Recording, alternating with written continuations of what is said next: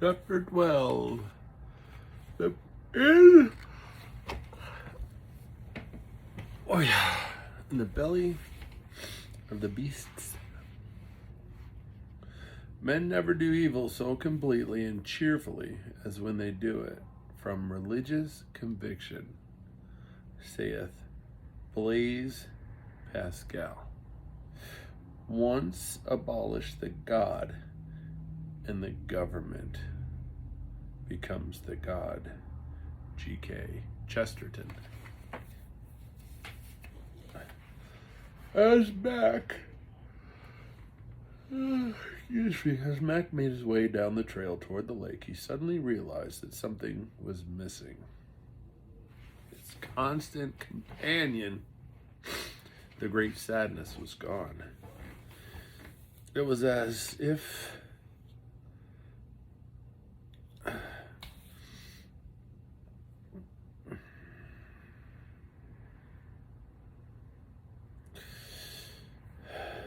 it had been washed away in the midst of the waterfall as he emerged from behind its curtain. Its absence felt odd, perhaps even uncomfortable. For the past years, it had defined for him what was normal, but now unexpectedly it had vanished. Normal is a myth, he thought to himself. The great sadness would not be part of his identity any longer. He knew now that Missy wouldn't care if he refused to put it on. In fact, she wouldn't want him to huddle in that shroud, and would likely grieve for him if he did. He wondered who he would be now that he was letting all that go, to walk into each day without the guilt and despair that had sucked the colors of life out of everything.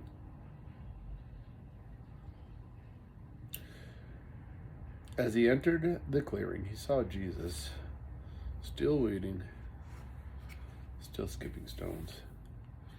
"Hey, I think my best was 13 skips," he said as he laughed and walked to meet Mac. Excuse me. But Tyler beat me by 3, and Josh threw one that skipped so fast we all lost count.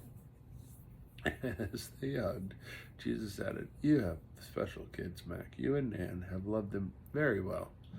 Kate is struggling, as you know, but we're not done here. We're not done there." The very ease and intimacy with which Jesus talked about his children touched him deeply.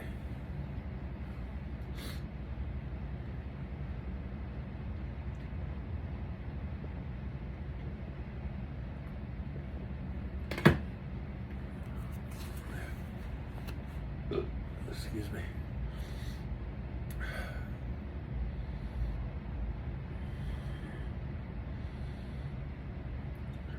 "Then they're gone?" Jesus pulled back and nodded. "Yes, back to their dreams, except Missy, of course." "Is she," Mac began. "She was overjoyed to have been this close to you, and she's thrilled knowing you are better." Max struggled to maintain his composure. Jesus understood and changed the subject. "How was your time with Sophia?" "Sophia? Ah, so that's who she is," exclaimed Matt. Then a perplexed look came across his face. "But doesn't that make 4 of you? Is she God too?" Jesus laughed. "No, Mac, there are only 3 of us. Sophia is a personification of Papa's wisdom. Oh, like in Proverbs, where wisdom is pictured as a woman calling out in the streets, trying to find anyone who will listen to her. That's her." But Mac paused as he bent to untie the laces of his shoes. "She seemed so real." "Oh, she's quite real," responded Jesus. Excuse me. He then looked around as if to see if anyone was watching and whispered, "She's part of the mystery surrounding. She's of Sarayu." "I love Sarayu," Mac exclaimed as she as he stood, somewhat surprised at his own transparency. "Me too," Jesus stated with emphasis. They walked back to the shore and silently stood looking across at the shack. It was terrible, and it was wonderful, my time with Sophia.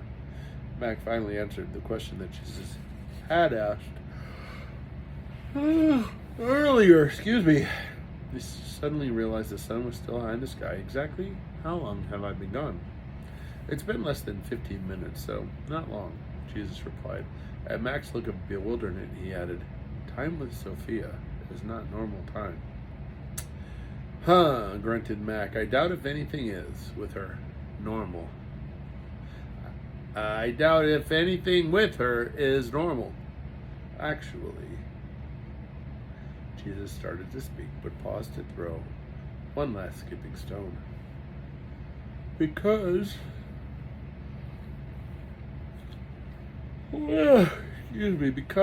you are so lost and independent, you bring to her many complications, and as a result, you'll find even her simplicity profound.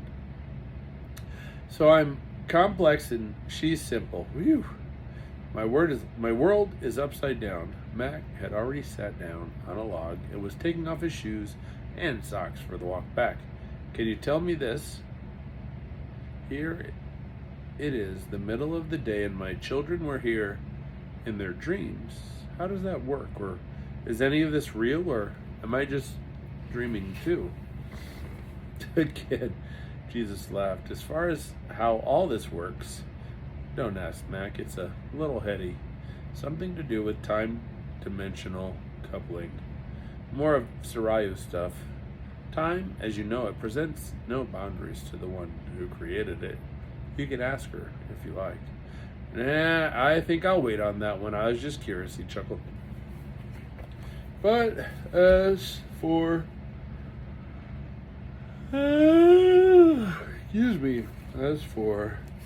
is any of this real? Far more real than you can imagine." Jesus paused for a moment to get Mac's full attention. A better question might be, what is real? "I'm beginning to think that I have no idea," Mac offered. "Would all this be any less real if it were inside a dream?"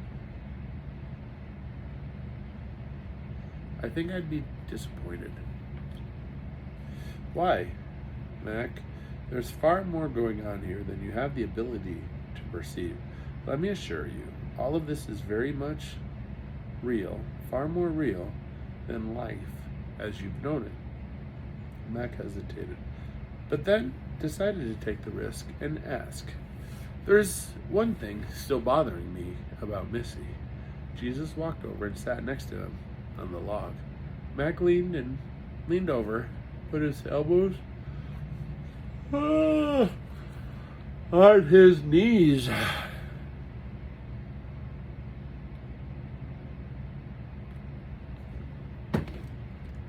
Staring past his hands and down at the pebbles near his feet. Finally, he said, "I just keep thinking about her, alone in that truck, so terrified." Jesus reached over and put his hand on Mac's shoulder and squeezed. Gently he spoke, "Mac, she was never alone. I never left her. We never left her, not for an instant. I could no more abandon her or you than I could abandon myself." "Did she know you were there?" "Yes, Mac, she did. Not at first. The fear was overwhelming and she was in shock. It took hours to get up here from the campsite. But as Sarayu wrapped herself around her, Missy settled down. The long ride actually gave us a chance to talk." Mac was trying to take all of this in. He could no longer speak. She may have been only 6 years old, but Missy and I are friends. We talk. She had no idea what was going to happen. She was actually more worried about you and the other kids, knowing that you couldn't find her. She prayed for you, for your peace. Mac wept, fresh tears rolling down his cheeks. Excuse me. This time he didn't mind. Jesus gently pulled him into his arms, and held him. Mac, I don't think you want to know all the details. I'm sure they won't help you. But I can tell you there was not a moment that we were not with her. She knew my peace, and you would have been proud of her. She was so brave. The tears flowed freely now, but even Mac noticed this time it was different. He was no longer alone. Without embarrassment, he wept onto the shoulder of this man he had grown to love. With each sob, he felt the tension drain away. Replaced by a deep sense of relief, finally he took a deep breath and blew it out as he lifted his head. Then, without another word, he stood up, slung his shoes over one shoulder, and simply walked into the water. Although he was a little surprised when his first step found the lake bottom up to his ankles, he didn't care. He stopped and rolled up his pant legs above the knees just to be sure, and took another step in the shocking cold water. This one took him up to mid-calf, and the next up to just below his knees, his feet still on the lake bottom. He looked back to see Jesus standing on the shore with arms folded across his chest, watching him. Mac turned and looked toward the opposite shore. He wasn't sure why it wasn't working this time, but he was, determined to press on. Jesus was there, so he had nothing to worry about. The prospect of a long and cold swim was not too thrilling, but Mac was sure he could make it across if he had to. Thankfully, when he took his next step, instead of going deep, he rose up a little, and with each succeeding stride, he came up even more until he was on top of the water once again. Jesus joined him, and they both continued walking toward the shack. This always works better when we do it together, don't you think? Jesus asked him, smiling. Still more to learn, I guess. Mac returned his smile. It didn't matter to him, he realized, whether he had to swim the distance or walk on water, as wonderful as the latter was. What mattered was that Jesus was with him. Perhaps he was beginning to trust him after all, even if it were only baby steps. Thank you for being with me, for talking to me about Missy. I haven't really talked about that with anyone. It just felt so huge and terrifying. It doesn't seem to hold the same power now. The darkness hides the true size of fears and lies and regrets, Jesus explained. The truth is, they are more shadow than reality. They seem bigger in the dark. When the light shines into the place they live inside you, you start to see them for what they are. But why do we keep all that crap inside? Mac asked. Because we believe it's safer there, and sometimes when you're a kid trying to survive, it really is safer there. Then you grow up on the outside, but on the inside, you're still that kid in the dark cave, surrounded by monsters. And out of habit, you keep adding to your collection. We all collect things we value, you know. This made Mac smile. He knew Jesus was referring to something Sarayu had said about collecting tears. So how does that change, for somebody who's lost in the dark like me? Most often, pretty slowly, Jesus answered, and remember, you can't do it alone. Some folks try with all kinds of coping mechanisms and mental games, but the monsters are still there, just waiting for the chance to come out. So what do I do now? What you're already doing, Mac. Learning to live loved. It's not an easy concept for humans. You have a hard time sharing anything. He chuckled and continued. So yes, what we desire is for you to return to us, and then we come and make our home inside you, and then we share. The friendship is real, not merely imagined. We're meant to experience this life, your life, together in a dialogue, sharing the journey. You get to share in our wisdom and learn to love with our love. And we get to hear you grumble and gripe and complain and... Mac laughed out loud and pushed Jesus sideways. Stop! Jesus yelled and froze where he stood. At first, Mac thought he might have offended him, but Jesus was looking intently into the water. Did you see him? Look, here he comes again. What? Mac stepped closer, shielded his eyes to try to see what Jesus was looking at. Look, look, shouted Jesus in a hushed sort of way. He's a beauty, must be almost 2 feet long.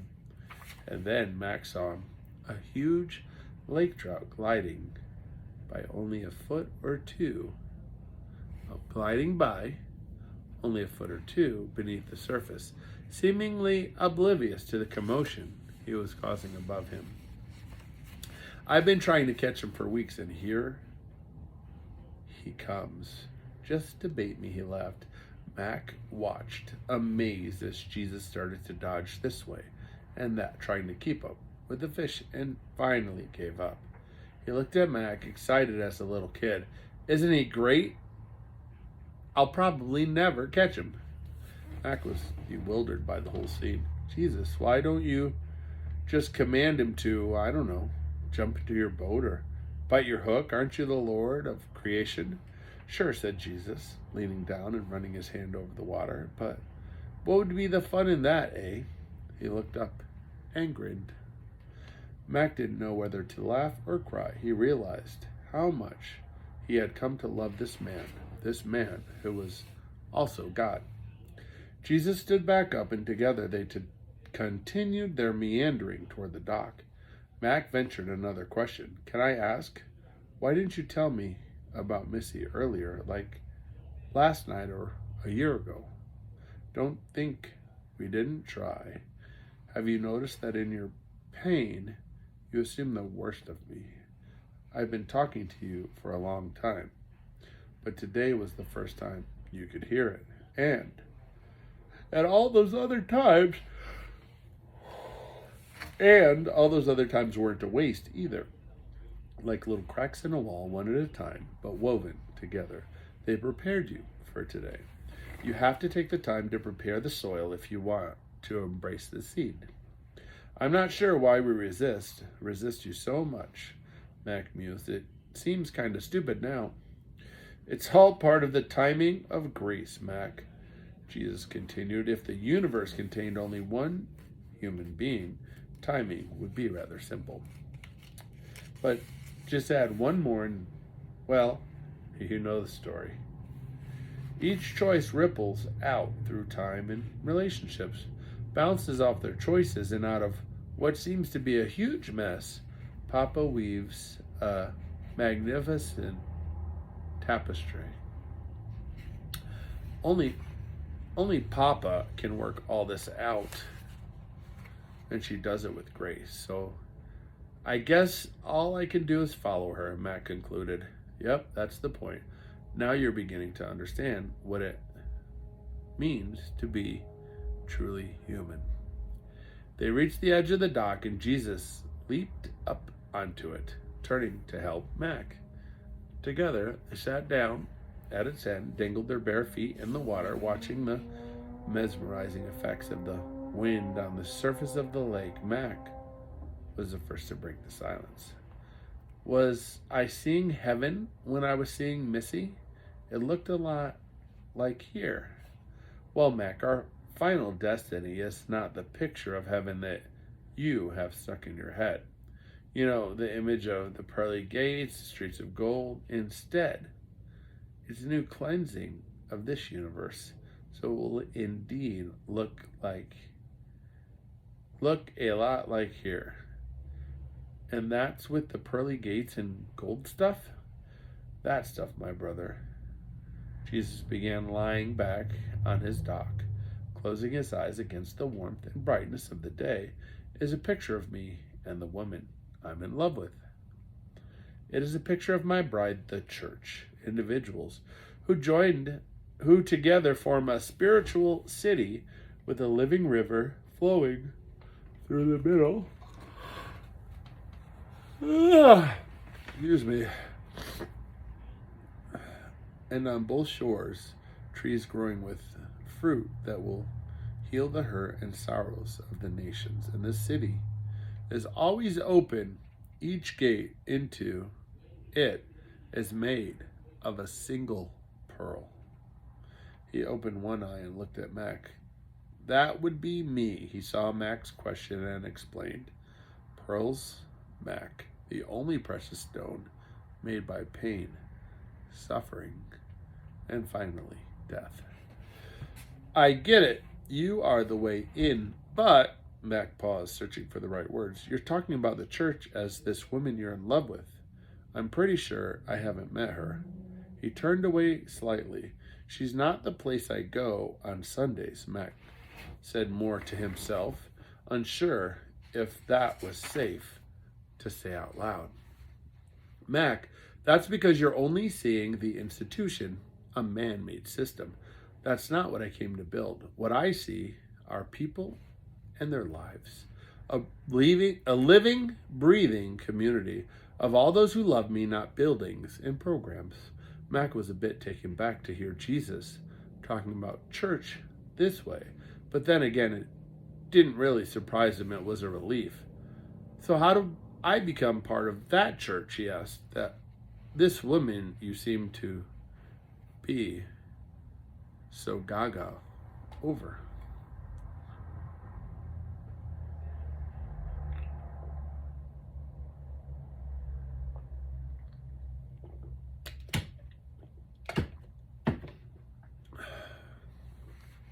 It's simple, Mac. It's all about relationships and simply sharing life. What we are doing right now, just doing this, and being open and available to others around us. My church is all about people, and life is all about relationships. You can't build it. It's my job, and I'm actually pretty good at it. You can't build it. It's my job, and I'm actually pretty good at it, Jesus said with a chuckle. For Mac, these words were like a breath of fresh air, simple, not a bunch of exhausting work, and a long list of demands.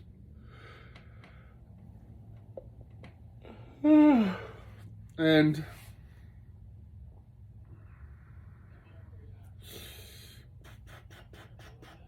not the sitting and endless meetings, staring at the backs of people's heads, people he really didn't even know, just sharing life. But wait, Mac had a jumble of questions starting to surface. Maybe he had misunderstood. This seemed too simple. Again, he had caught himself. Perhaps it was because humans are so utterly lost and independent that we take what is simple and make it complex. So he thought twice about messing with what he was beginning to understand. To begin asking his jumbled mess of questions at this moment felt like throwing a dirt clod into a little pool of clear water.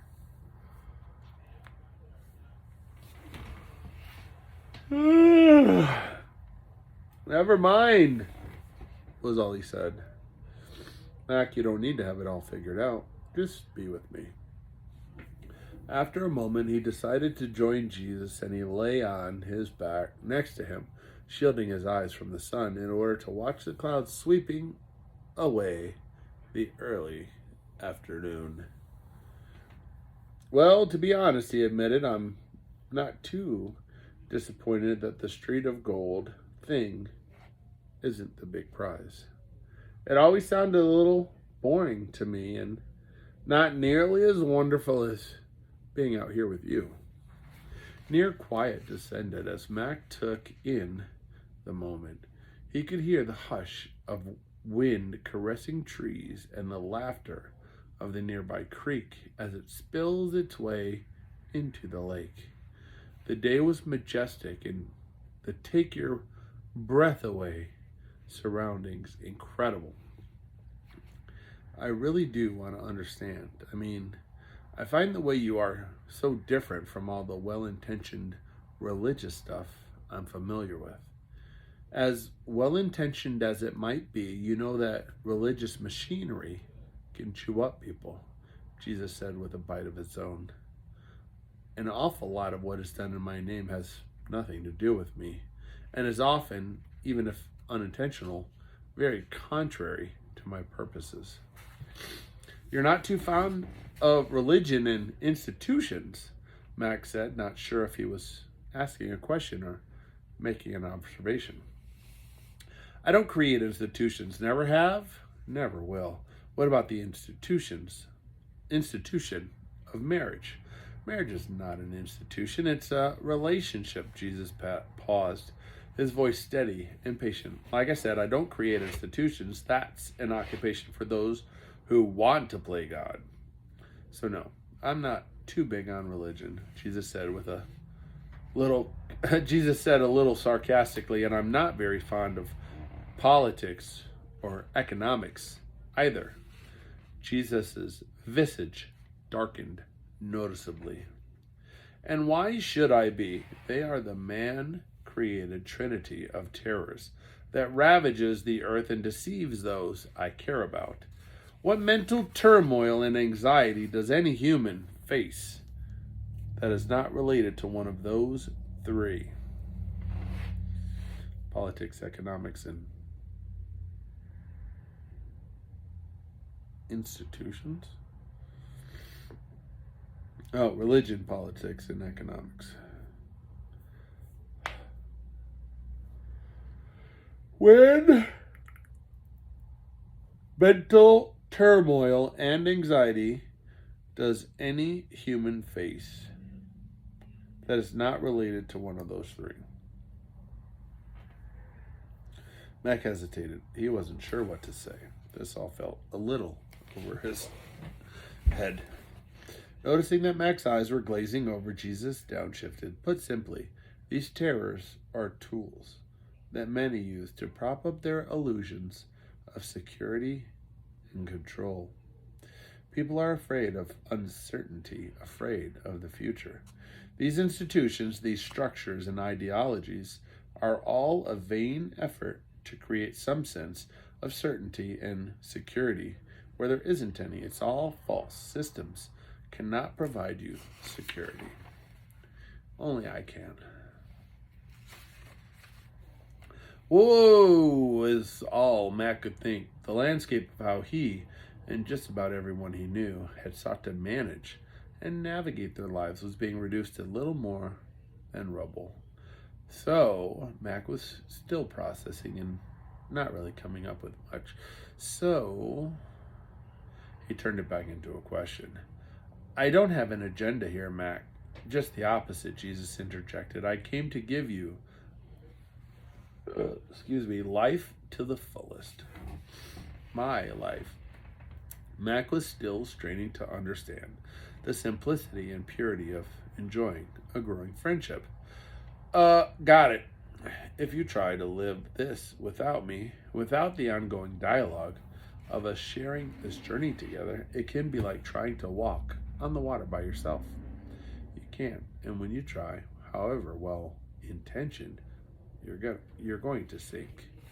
Knowing full well the answer, Jesus asked, have you ever tried to save someone who was drowning? Mac's chest and muscles instinctively tightened. He didn't like remembering Josh and the canoe and the sense of panic that suddenly rushed back from the memory.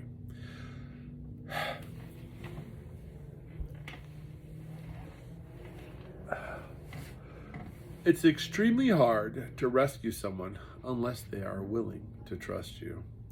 Yes, it sure is. That's all I ask of you. When you start to sink, let me rescue you.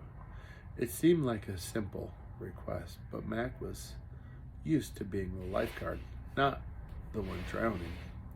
Jesus, I'm not sure I know how to... Let me show you.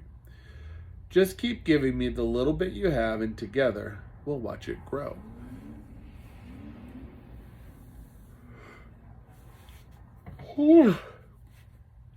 Mac began to put on his socks and shoes, Sitting here with you in this moment, it doesn't seem that hard.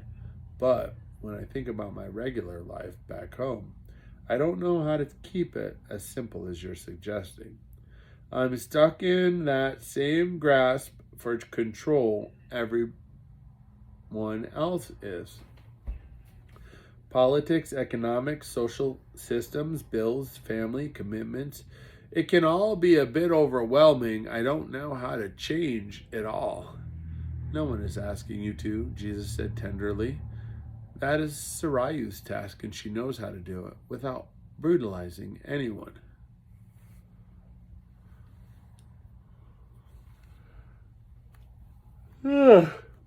Excuse me. This whole thing is a process, not an event. All I want from you is to trust me with what little you can and grow in loving people around you with the same love I share with you. It's not your job to change them or to convince them. You are free to love without an agenda. That's what I want to learn. And you are. Jesus winked. Jesus stood up and stretched, and Mac followed. I have been told so many lies. Jesus winked. Jesus stood up and stretched, and Mac followed. I have been told so many lies, he admitted. Jesus looked at him and then with one arm pulled Mac in and hugged him. I know, Mac, so have I. I just didn't believe them.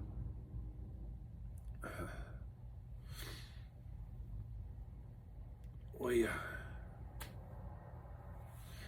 Together, they began to walk down the dock. As they approached the shore, they slowed again. Jesus put his hand on Mac's shoulder and gently turned him until they were face to face. Mac, the whole world system is what it is. Institutions, systems, ideologies, and all the vain, futile efforts of humanity that go with them are everywhere. And interaction with all of it's unavoidable. With interaction with all of it is unavoidable. But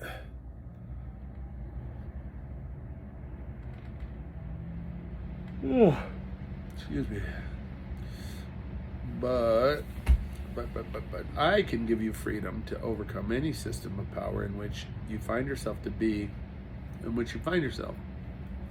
it religious, economic, social, or political. You will grow in the freedom to be inside or outside all kinds of systems and move freely between and among them. Together, you and I can be in it and not of it.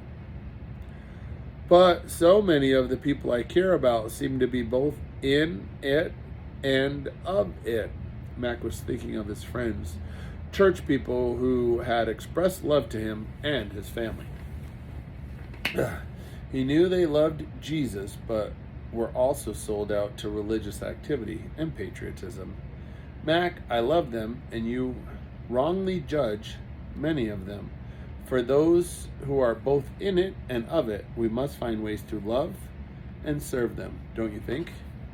Asked Jesus. Remember, the people who know me are the ones who are free to live and love without any agenda. Is that what it means to be a Christian? It sounded kind of stupid as Max said it, but it was how he was trying to sum up everything in his mind. Who said that? Who said anything? Excuse me. About being a Christian. I'm not a Christian. The idea struck back as odd as and unexpected, and he couldn't keep himself from grinning. No, I suppose you aren't. They arrived at the door of the workshop. Again, Jesus stopped. Those who love me come from every system that exists. They were Buddhists or Mormons, Baptists or Muslims, Democrats, Republicans, and many who don't vote, or are not part of any Sunday morning or religious institutions. I have followers who were murderers and many who were self-righteous. Some are bankers and bookies, Americans and Iraqis, Jews and Palestinians. I have no desire to make them Christian, but I do want to join them in their transformation into sons and daughters of my Papa, into my brothers and sisters, into my beloved. Does that mean, asked Mac, that all roads will lead to you? Not all, smiled Jesus. Excuse me. As he reached for the door handle to the shop. Most roads don't lead anywhere. What it does mean is that I will travel any road to find you. He paused. Mac, I've got some things to finish up in the shop, so I'll catch up with you later. Okay. What do you want me to do? Question mark. Whatever you want, Mac. The afternoon's yours. Jesus patted him on the shoulder and grinned. One last thing. Remember earlier when you thanked me for letting you see Missy? That was all Papa's idea. With that, he turned and waved over his shoulder as he walked into the workshop. Ooh. Mac knew instantly what he wanted to do and headed for the shack to see if he could find Papa. Next chapter, chapter 12.